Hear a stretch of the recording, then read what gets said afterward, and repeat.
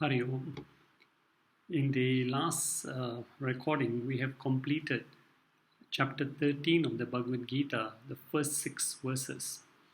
And this chapter actually has one verse which is not found in all Bhagavad Geetas.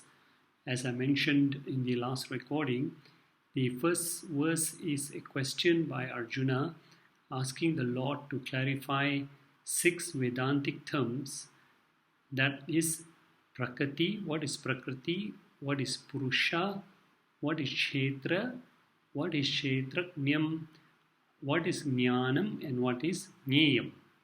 So 6 what we call terms that Arjuna wanted clarification. And we also mentioned that actually Prakriti and Kshetra mean one and the same thing, that is matter. And Purusha and Kshetrajna also mean one and the same thing, that is consciousness.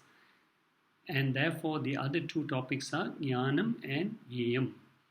So Krishna has already discussed about the matter and consciousness principle in the first 6 verses. And now we will go on to the third topic that Arjuna asked about, that is called Jnanam. Jnanam in normal context is known as knowledge. However, here in this particular context, Jnanam means what are the virtues required in a human being. These virtues, if they are there, they will allow or they will help the human being to easily absorb spiritual knowledge. So Krishna here in these verses verses 8, 9 and 10, 7, 8, 9 and 10. In verses 7, 8, 9 and 10, Krishna will enumerate 20 qualities or virtues that if a human being has more and more of these qualities, then it will make the mind very conducive to receive and absorb this spiritual knowledge. So in verses number 7, which we are going to start today, there are 9 virtues mentioned. Verses 8, 9 and 10, in each verse there will be 3 virtues mentioned. And also in verse number 11, 2 virtues will be enumerated. So total you will find 20 virtues.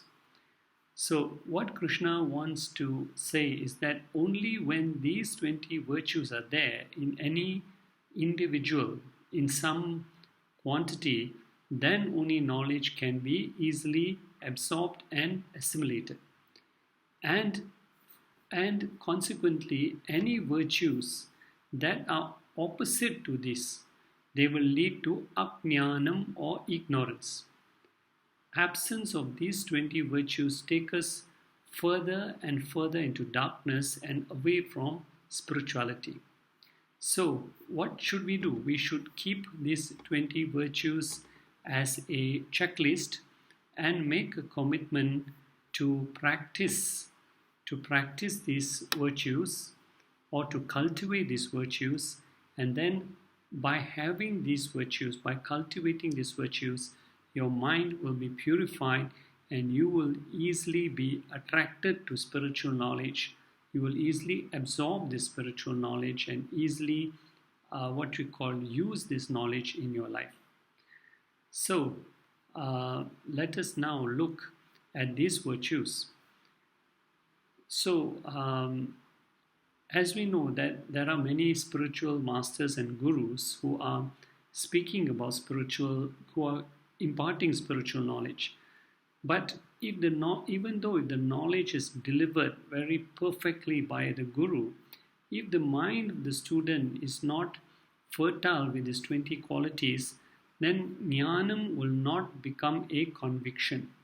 So the knowledge will not lead to any transformation. So therefore, we must take note of these 20 virtues and also try to work towards cultivating these 20 virtues.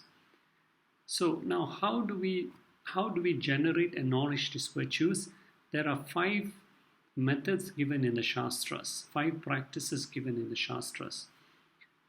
The first practice is called Viveka. Viveka means introspection.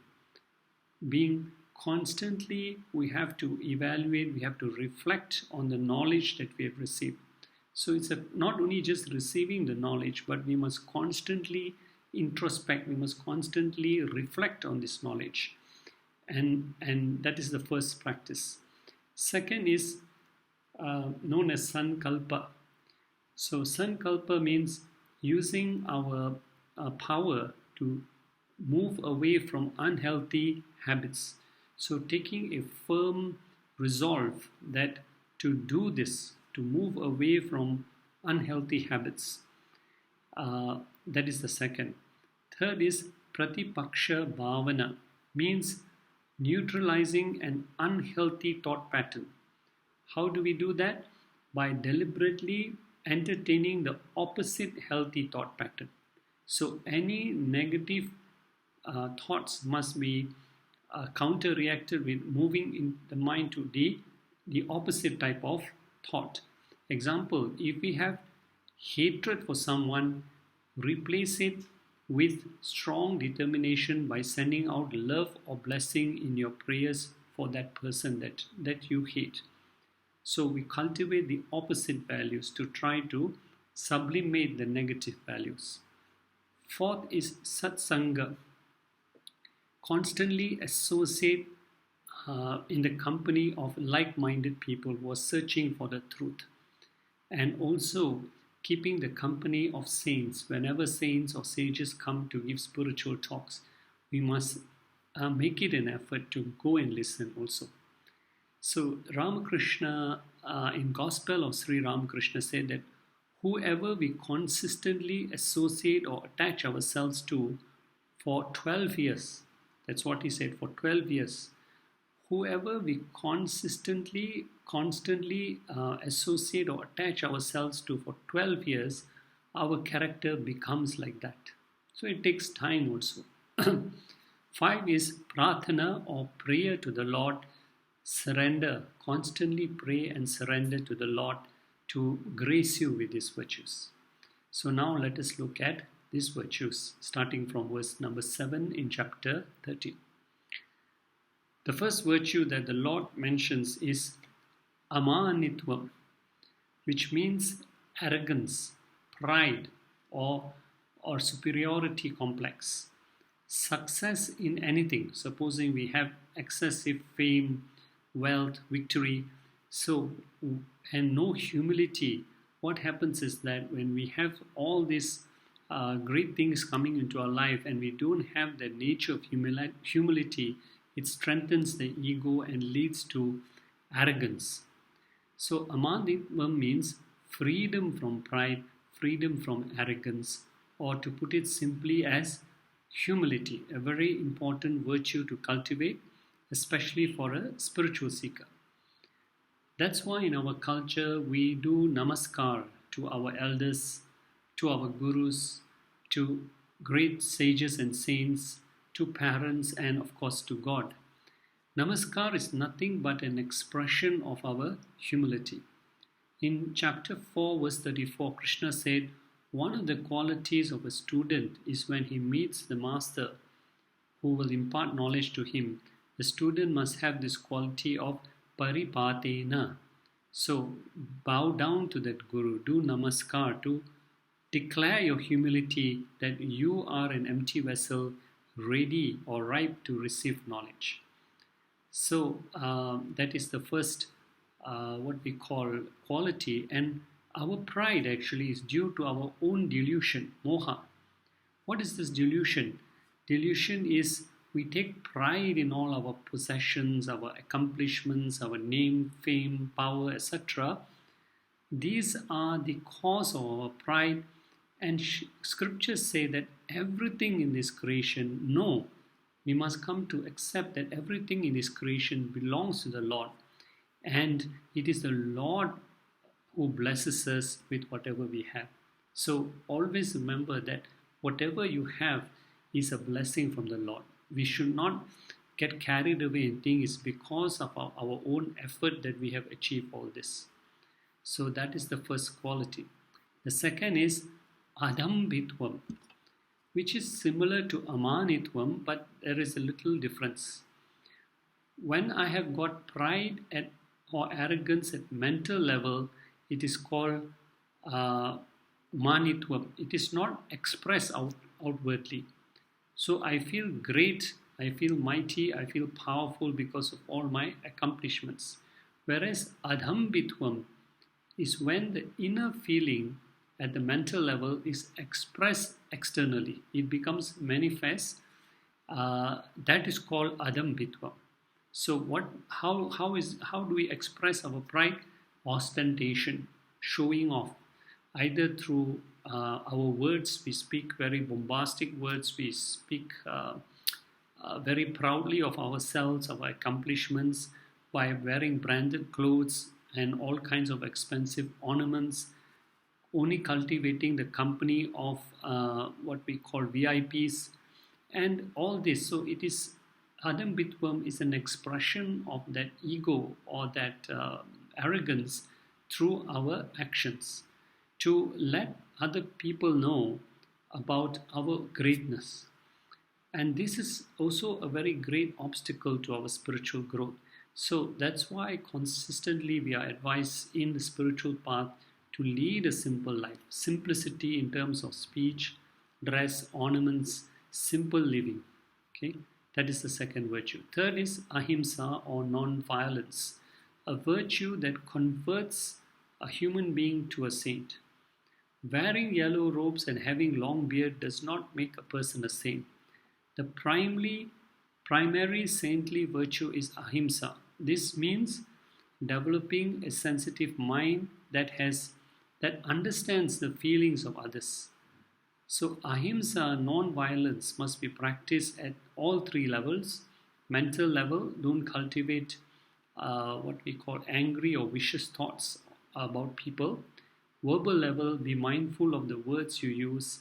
And physical level, of course, physical violence. Next quality is shantir.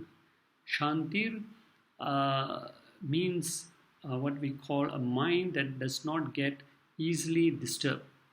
So often our mind gets disturbed, and that's what aggravates our chances of committing violence also.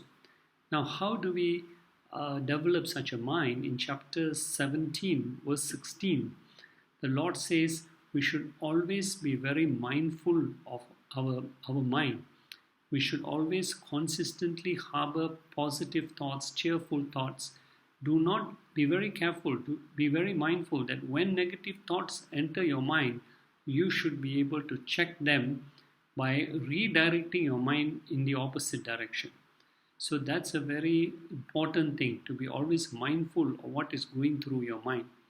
And there are various methods that we can use to divert the mind. One is by chanting of mantras. Whenever a wrong thought enters your mind, chant your mantras, redirect your mind. Or whenever you are provoked by some people, try to walk away from the situation. Third is, which is also not very easy, but the person whom we hate, instead of only having hate in our mind, we try to change that by consistently praying for that person. So send out positive thoughts, send out good prayers for that person. So that is how we can make our mind more sattvic. And remember that violence, whenever we have a violent response, it carries a karmic effect. We get more karmas on us. So, of course, shantir maybe take time until the other person also comes back to your point of view, but it helps us to cultivate a sattvic mind. Next quality is arjavam, which means sincerity or straightforwardness, absence of crookedness. Now again, this straightforwardness has got to be practiced at all three levels: mental, verbal and physical. So what we think is what we should speak and what we should behave that way. It's not that we pretend to behave in a very what we call saintly way, but our mind, our thoughts are all polluted. So arjava means having a proper alignment of your mind, speech and actions, that everything is aligned towards sincerity or straightforwardness. Okay, it must be aligned at all three levels. Next quality is acharyopasanam. So there are two words here. Upasanam means to serve, to revere, to honor. Who? The Acharya. Acharya is the one who imparts the knowledge, your spiritual guide. So understand, we are not worshipping the spiritual guru, we are worshipping the knowledge that is contained in the guru. The knowledge does not belong to the guru, but it is divine knowledge that has been passed down from centuries ago by the Adi Guru, that is God Himself. So doing your duty to the guru by taking care of his or her basic needs, doing namaskaram, giving guru dakshina, it is your duty to repay the guru for knowledge which he has imparted on you. Now, what is the difference between a guru and a teacher? Many people ask this. Teacher gives you knowledge and you are constantly dependent on him. A guru imparts knowledge to set you free, not to be dependent on the guru, but take solace in the knowledge. So what you should take is the knowledge, and that should set you free. So this is the duty of the guru, not to keep him bound to himself, but to give you the knowledge so that you are free to carry on or progress on your spiritual journey. Next quality is saucham, which means cleanliness or purity, again at all three levels. Cleanliness at manaha, thoughts, keeping our thoughts clean and pure. Okay. Kaya, keeping our physical body also clean, wearing clean clothes, keeping your environment clean, and the place where you work, where you pray, etc. Vak also means purity at the verbal level, austerity of speech, which Krishna will elaborate in chapter 17, verse 15. So if you want to know what is austerity of speech or purity of speech, read chapter 17, verse 15. Next quality, stairyam, which means persistence or steadfastness in the spiritual journey, not giving up despite facing various obstacles. So having that attitude of steadfastness. Okay, you must be committed to your spiritual path and understand, even though you're committed to your spiritual path, due to your prarabdha karma, you will face certain obstacles in life also. So that is that quality. Next is Atma Vinigraha. So here again, Atma means in this context the body, the organs and the senses. Atma Vinigraha means to have self-control or discipline over your body, your organs and your senses, not wasting your energies on frivolous, sensual and material pursuits. And what happens when we conserve our energy instead of all the time chasing after the worldly, spiritual and sensual pursuits? When we conserve this energy, then we can direct it to the right path by consistently engaging our body on the path of dharma. So this is very important. Why we must lead a life of discipline? Because we don't waste our time and energy chasing after frivolous things, and then we redirect this time and energy towards the right pursuit. So now 9 virtues have been mentioned in verse 7. Let us look at verse number 8. Next quality in verse number 8, Indriyarteshu Vairagyam. So here the word, let's look at Vairagyam. Raga, the word the raga in Vairagyam, raga means attachment. Vairagya means freedom from. So Vairagya means freedom from attachment. So raga always goes together with dvesha. So as attachment, dvesha is hatred.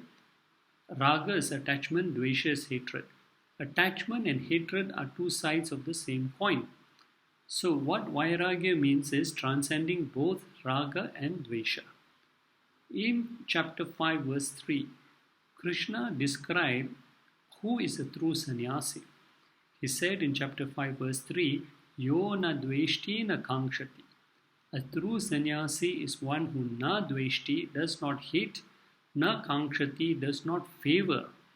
A sannyasi mind does not harbor likes or dislikes to any person, object, or situation and accepts everything as Ishvara Prasadam. So, sannyasa does not refer to just wearing particular clothes or staying in a cave, but sannyasa is defined as a state of the mind, which is learning to handle raga and dvesha. Now, how does raga dvesha become a problem on our spiritual path? When I have raga or attachment to an object, I am empowering this object to cause disturbance to my state of mind. How does an object or person which I'm attached to cause my mind to be disturbed? When I'm attached to a particular object or person and I lose it, or even if there is a possibility of my losing it, then it disturbs my mind. Dvesha is hatred of an object. By cultivating more and more hatred for a particular person or a particular object or place, I empower that object or person to disturb me. It means I have given the right to that object or person to disturb me upon its arrival or the very possibility of its arrival. Thus, the more raga and dvesha I have to more and more people and objects, the more I am empowering the world to disturb me. So Krishna says, reduce your raga dvesha for the world, do your duties and responsibilities to the world, and look upon every experience as an opportunity to grow spiritually. So that is called Indriyashu Vairagyam. So Indriyashu means in regards to sense objects. So all kinds of experiences which are coming through our senses, sound, form, touch, smell, taste, and then the mind will react to all this, which are the external stimuli. So this is what we must overcome. Interestingly, in today's concept, we can understand raga dvesha, likes and dislikes, with a Facebook example. Since many people are on Facebook, let us try to look at this raga dvesha example in a current context. Now, supposing we buy a new shirt. So we buy a new shirt, we are very proud, we are very happy that we have got this shirt. And we take a picture, a selfie, and we post it on our Facebook. And we wait for responses. What do people say? So we get many thumbs ups. What is thumbs up? It is likes.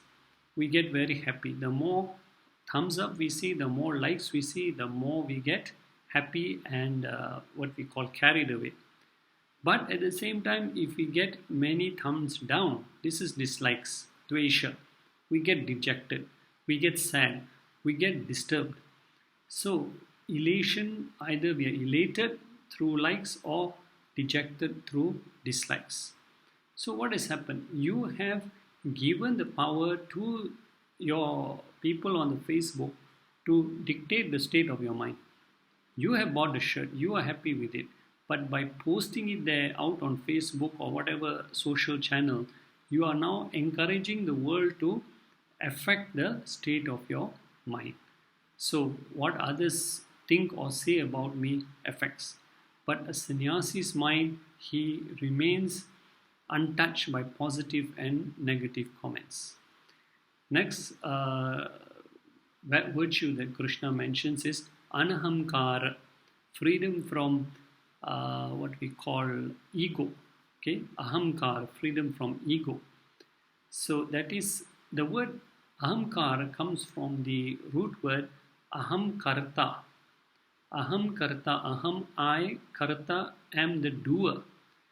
Aham karta means identifying ourselves as this body-mind complex, claiming ownership and controllership over our body-mind complex. And this is one of the greatest delusions of a spiritual seeker. As if you think about it, this body-mind complex is a temporary equipment given to us by the Lord to discharge our punyam and papam in this life. It does not belong to us. It has been allocated by us to us by the law of karma. So based on what punyam and papam we have to discharge. So anahamkara here, the quality means absence of this identification with this body. So instead of claiming I am the body, I do not accept my attachment to this body. I understand the body, mind, equipment is a gift from the Lord to use for my spiritual progress, and one day I have to give this up. There's a very interesting story that comes to mind about sage Vyasa, who was standing on the banks of the Yamuna, and he could not cross the river as there was very heavy rain and the waters were very turbulent. So no boatman was willing to cross over to the other side. So as he was waiting, it was quite late at night, a group of gopis came, and they too wanted to cross the river. And when they talked to the boatman, no boatman was willing to help them. So they pleaded with Vyasa, because they said they had to go back. Their husbands, their families were waiting for them on the opposite side, and they would be very worried if they don't reach back in time. So they pleaded with Vyasa, please find a way, help us so that we can get across and go back to our homes. So Vyasa said, okay, but right now I'm very hungry. Give me something to eat, then I will see what I can do for you. So whatever food the gopis had with them, whatever milk, curds, whatever they had with them, they gave him. He kept on eating and eating and eating. And so much of food he ate and consumed that there was nothing left. The gopis had nothing more left to give him. So the gopis said, okay, now that you have satisfied your hunger, please help us as you have promised. So Vyasa went and stood on the banks of the Yamuna, and he said, O Mother Yamuna, if I have not eaten anything today, may you part your waters and allow us to cross. And the gopis were shocked upon hearing this. What is Vyasa saying? Has he lost his mind? Just now only he has taken all our food, he's eaten everything, and yet he claims that he has not eaten anything. Yet the waters of the Yamuna parted and allowed Vyasa and the gopis to cross. The reason was Mother Yamuna very well knew that Vyasa was a realized soul. He never identified himself as the body. So when he claimed, if I have not eaten anything, he was looking upon this physical gross body which he didn't identify with, because he identified himself as the pure eternal soul. Next quality, Janma Mrityu Jara Vyadi Dukkha Dosha Anudarshanam. Now we go through several situations in life and we say our punyam is a blessing, life is wonderful, and we have a positive outlook on life. Supposing we face some unfavorable experiences, then we develop a pessimistic outlook of life. We say life is sorrow, it is full of pain, I do not want this life. So the human mind always swings between two extremes. That is, life is wonderful, the other side, life is not worth living. Our Shastras say this is the wrong attitude. To generalize life as being only wonderful is wrong. To generalize life as is only full of sorrow is wrong. Then what is life? Life is a mixture of both joy and sorrow. Thus, don't be carried away by positive experiences. Don't become pessimistic by some negative experiences. Realize that both positive and negative experiences are but temporary. So, basically, it means to learn to enjoy a balanced mind. And when we have a balanced mind, the biggest advantage is we have this mind is available to us to absorb spiritual knowledge and to progress in life. So this balanced life Krishna is mentioning here as Janma means birth, Mrityu means death, Jara old age, Vyadi disease, Dukkha miseries, Dosha defects in the physical body, Anudarshanam Anudarshana means thinking again and again and again about all the sorrowful experiences in your life that have happened or have yet to happen, yet all are totally not within our control. So we have to understand the body will go through all the types of conditions. Everybody cross body will go through birth, janma, dukkha will go through miseries, dosha, defects of the body, there will be some problems with this body, vyadi, there will be disease, jara, there will come old age. The very same body which is the source of much pleasure and experiences is the very same body which is going to be the source of all our pains and sorrows. May you be aware of both of them so that you can accept both of them. Enjoy the experiences that bring you pleasure, but be prepared when you are unable to enjoy them due to disease or old age or defects of the body. So, learning to accept life as a pair of opposites. And thus, that is the quality that ends in verse number 8. And next week, when we resume, we will start with more qualities or more virtues from verse number 9. Hari Om Tat Sat.